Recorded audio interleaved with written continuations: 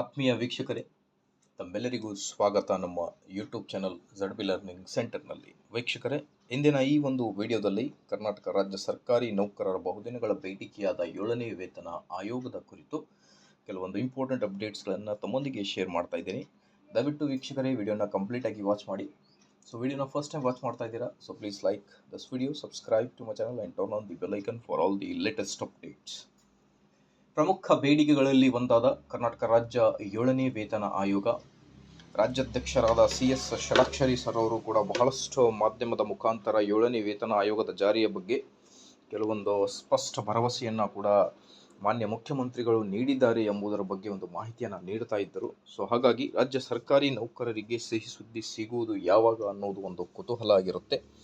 ರಾಜ್ಯ ಸರ್ಕಾರಿ ನೌಕರರ 7ನೇ ವೇತನ ಆಯೋಗದ ಅನುಷ್ಠಾನ ಜುಲೈ 1, 2024ರಿಂದ ಮೇಬಿ ಆಗಬಹುದು ಅನ್ನೋದರ ಬಗ್ಗೆ ಒಂದು ಮಾಹಿತಿ. ಬಲ್ಲ ಮೂಲಗಳಿಂದ ಮಾಹಿತಿಯ ಪ್ರಕಾರ 7ನೇ ವೇತನ ಆಯೋಗದ ಫಿಟ್ಮೆಂಟ್ 27.50 ಫಿಟ್ಮೆಂಟ್ ಏನು ಕೊಟ್ಟಿದ್ದಾರೆ, ಆ ಒಂದು ಫಿಟ್ಮೆಂಟಕ್ಕೆ ಆರ್ಥಿಕ ಇಲಾಖೆಗೆ ಏನು ವರದಿಯನ್ನು ಚರ್ಚಿಸಿ ಒಂದು ಡಿಸಿಷನ್ ತಗೊಳ್ಳಲಾಗುವುದು ಎಂದು ಮಾನ್ಯ ಮುಖ್ಯಮಂತ್ರಿಗಳು ಏನು ಹೇಳಿದ್ದಾರೆ. ಸೊ ಅದರ ಪ್ರಕಾರ ಕೆಲವೊಂದು ಮೂಲಗಳಿಂದ ಆರ್ಥಿಕ ಇಲಾಖೆ ಈಗ 27.50% ಫಿಟ್ಮೆಂಟ್ಗೆ ಒಪ್ಪಿಗೆಯನ್ನು ನೀಡಿದೆ, ಹಸಿರು ನಿಶಾನೆ ತೋರಿಸಿದೆ ಅನ್ನೋದ್ರ ಬಗ್ಗೆ ಒಂದು ಮಾಹಿತಿ.